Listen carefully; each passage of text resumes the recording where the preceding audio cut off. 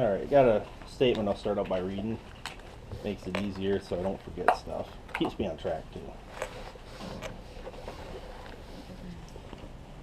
I'm here today to discuss many deeply concerning issues that have yet to be addressed with any satisfaction, the latest being the fair ticket revenue system for the online sales. Since June, Sheila, the county treasurer, has continuously brought concern to the commission about not seeing any reports for online ticket sales, then again after getting reports with numbers not matching the money received. This became a real issue 3 weeks later when sales tax was due in July. Our normal response would have been to request the reports be pulled with the treasurer, auditor, and IT to be sure the error was corrected to everyone's satisfaction. Instead, the reaction that Sheila received from you, Duane, was to raise your voice and criticize her, saying, "Do you question the bank when they send you a statement?" Duane, you literally compared the integrity of Paul Sivertsen to a bank. By the way, banks don't alter checks and present them to state auditors as true. To answer your question, yes, everyone does question the bank. It's called reconciling your checkbook. Then, Duane, you told Sheila to change the dollar sales to match the number of tickets sold. This astounded me. I'm a business owner, as many of you here as well. So there's no excuse for this order. Sales tax is due on what was sold and collected. You essentially told Sheila to lie on and falsify a sales tax form instead of doing what should have been done 3 weeks before, which is to allow access to the online program. This access has been an issue brought up no fewer than 4 times in commission meetings, with numbers and money received still not matching today. I have personally seen some of these reports, if you can call them that, and to call them above suspicion is ludicrous. They are clearly copied and pasted into Excel and then edited. This is obvious because nothing is in any kind of sequential order, including July's reports have sales from June. We are now at the point where $127,300 in ticket sales that we know of went through an online ordering system with zero oversight from anyone but Paul Sivertsen and IT, who has shown on many occasions to be less than transparent and honest. I have personally raised this issue again last week to the commission, once again stating that Sheila has not been allowed access, and that the revised reports she got from Paul were, and I quote Sheila, "I got reports that changed the numbers considerably, and of course this was done to try and make the numbers match." I asked again if no one on the commission is the least bit concerned that there's over $127,000 with zero oversight from anyone but Paul when numbers have yet to match the report. Duane, your answer to that question shocked and amazed me at the same time. I'm used to hearing Paul in here telling lies to the commission, but then you lied to cover for him, saying, and I quote, "I think that any commissioner that wanted to see it, or anyone else for that matter, has had access to it." You said this exactly 12 seconds. 12 seconds after Sheila just got done once again stating her concern that she has not been allowed access. Right after that, Kay from the U.S. Bank stated that she was never contacted about providing any services for the online sales, which Paul stated in previous commission's meetings that they were not able to integrate into this program. U.S. Bank stated not only that they could integrate, but would have been fee neutral and would have provided the shopping cart insight to the county for free, showing that Paul spent, according to him, a year developing something at the taxpayer's expense that was a flop for nothing, costing us tens of thousands of dollars, all because he chose to lie and say he contacted our credit card providers when he did not.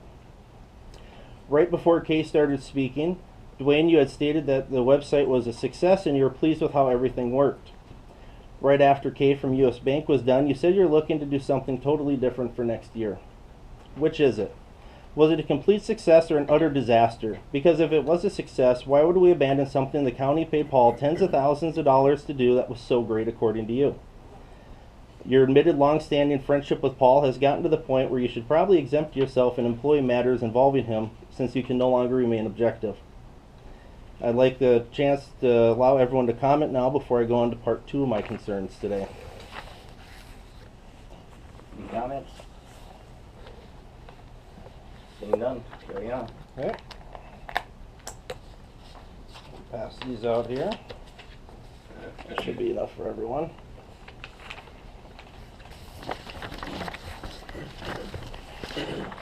What you have there is a copy of the Association of Information Technology Professionals. This is kind of a set of guidelines that are usually followed in IT. No one signs an official document for this, but this is basically what you would expect to see. A couple of the highlighted ones I will share my knowledge with others and present factual and objective information to the management to the best of my ability. Accept responsibility for work I perform. Not misrepresent, withhold information concerning the capabilities of software and/or systems. Avoid conflict of interest and ensure my employer is aware of any potential conflict. Not misrepresent or withhold information that is germane to a situation, and not attempt to use resources of my employer for personal gain. And we'll get to that one here in a second. So I have here a brief overview of Paul's time with the county. I'd like to read through the highlights with the commission to refresh all your memories, and some of you may have not been here since mid-2011 when he started. June 2011, Paul was hired to consult for the IT department to help streamline and cut costs for the county. Kind of ironic. His contract was for $75 an hour with a cap on it. I don't know, Maxine, do you remember what the cap was initially? Okay, I believe it was around $115,000. So in 6 months ending in 2011, Paul submitted for payment 1,499.5 hours for $112,462 plus a little over $23,000 in equipment. So at the end of 2011, the contract was rewrote for $50 an hour versus $75 to save the county money. But of course the cap was eliminated. I think we can all see where this is headed. So at the end of 2012, Paul submitted for payment 2,578 hours for $129,000 and $27,500 in equipment. At the end of 2013, 2,719.5 hours for $136,000 and just shy of $16,000 in equipment. In the end of last year, 2,788 hours for $139,400 with only $4,100 in equipment, but we'll get to that here in a second on why that was so low. In case anyone is wondering, the typical work year at full time is 2,040 hours. Pass those around. I put together a graph here what a work week would look like with that many hours. So in 2011, I went through daily logs of Paul's hours, and of that time it's worthy to note that only about 22 Saturdays or Sundays were worked on according to him. So actually on the graph you have three different bars: a 7-day work week, a 6-day work week, and a 5-day work week. I felt it was important to bring out the 7 days to really show how many hours are claimed to have been worked. So in 2011, on a 5-day work week, he would have had to average, with assuming only a 45-minute lunch, 12.5-hour days. In 2012, 10.76-hour days. In 2013, 11.3-hour days. In 2014, 11.6-hour days. This is no sick days, no holidays, no vacation time, no oversleeping. This is literally saying working 7 to 7. So then mid-2014 last year, the state audit came in. The audit showed that Paul had double billed the county for 2 computers for $1,500. Now anyone that's in business knows that a double billing can very easily happen. When questioned, Paul presented a check to the state auditor for $1,500 that said in the memo line, 2 Dell computers. When the auditor went to the bank with the vendor the check came from to get a copy of the check, the memo line on it clearly said MacBook Pro, showing the check was altered. Duane, you called this altering of the check an honest mistake. I, for the life of me, could not figure out, pass those out, what an honest mistake when you alter a check looks like. If you could pass that down to Duane. So what I got here is copies of checks, actual size, and a thing of whiteout, because I would like to see what it looks like when an honest mistake is made. You alter a check, you highlight it, use whiteout to change it, change the memo line, and then photocopy it, because you can't turn it on with whiteout. I would like to see what an honest mistake looks like when you alter a check. Okay, don't want to? Well, I know how to run a machine, so I won't go through the motions now. Okay. Now, correct me if I'm wrong, but the state auditor suggested letting Paul go and no longer using his services after that audit. Am I correct on this? Not the world, no. No? Okay. So at the end of that audit, the commission decided to no longer purchase equipment from Paul, but continued his contract, and I find that part very interesting. If someone is deemed untrustworthy, questionable, or whatever term you like to use enough to the point where you're not going to purchase equipment from them, then why wasn't the relationship terminated in full? Either someone is trustworthy or they aren't. There's no middle ground when it comes to the taxpayers' money, which is what we're here to protect and represent. So in December 2014, the commission hired Paul on full-time for $102,000 a year, which is almost double the state average and far more than any of his predecessors. Actually, no one in South Dakota state government and IT makes over $69,000 a year. The board members voted 3-2 to hire Sivertsen. Rachel Kipley and Tom Fishback voted no. Duane Sutton, Mike Wiese, and Nancy Hansan voted yes. Now, it didn't escape the voters' attention that this vote was hurried and done days before Mike Wiese was no longer going to be on the commission. This vote should have waited the 2 weeks until the new members were on the board, as they'd be the ones to oversee this employee, and this is the way it is traditionally done.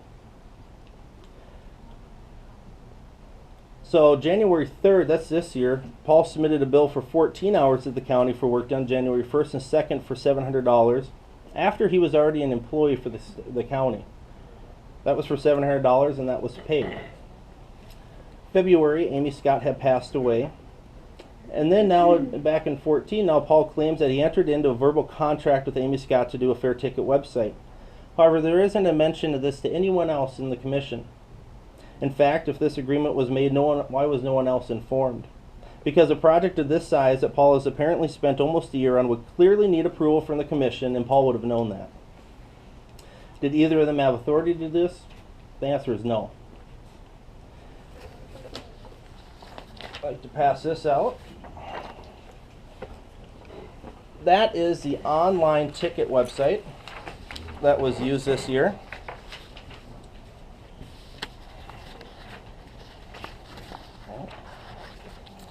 Now, if you notice on it, when you go to the website to buy fare tickets, you are brought to civtechevent.com, advertising Paul's personal business. Not only that, but everything is registered to Sivertsen Technologies and hosted on his server to this day. The county paid him to develop this program and should not only own the rights to the site, but the site should be hosted on the county servers. I'm just waiting for the bill for the hosting and whatever fees he will come up with to be presented for payment, assuming it hasn't already. Now to recap what I said earlier to finish out this timeline, June 23rd, Sheila came to the commission and she said she hadn't seen any reports for the online ticket sales. July 14th, Sheila could not reconcile sales tax because the spreadsheet Paul gave her does not match up with the money in the account. July 21st, Paul was supposed to come answer questions to the commission concerning questions about online ticket sales, but he didn't show up because something came up. And of course, this was never readdressed. End of July, Sheila was given reports to use, but the numbers changed considerably with no explanation except to make the numbers match. And then last week at the meeting, Sheila still had not access to the online ticket program, or anyone else for that matter.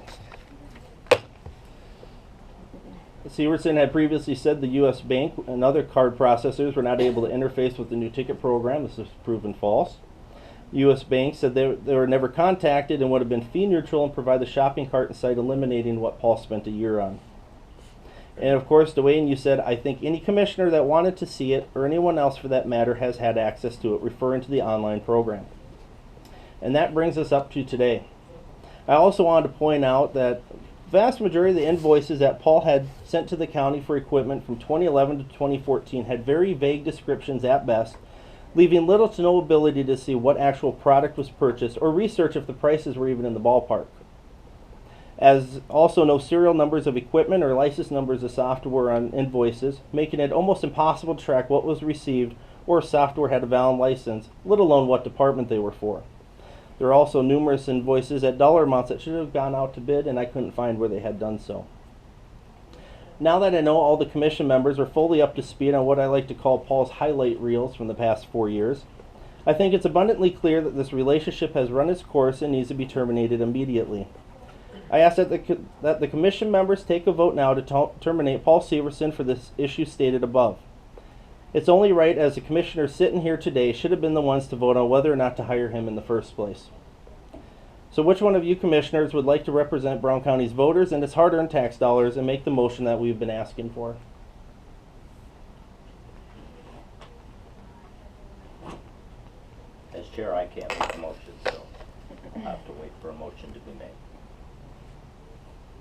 Okay.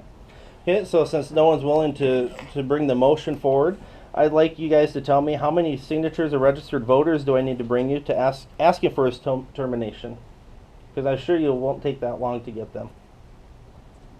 Refer to the auditor, how many signatures and what's the process?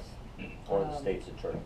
If you're not elected, Is there a process that we can get rid of an employee through the petition process? People can always petition the county for redress of whatever perceived grievances they might have, but that doesn't initiate any kind of vote to fire somebody. That's not a referable or initiated type of thing.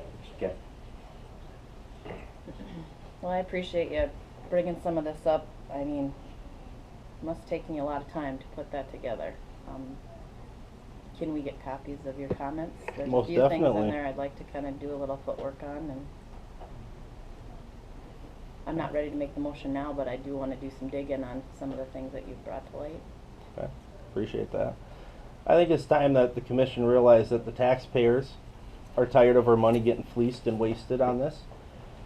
Any other employee that would have done half the things that Paul has done in his time here would no longer be here.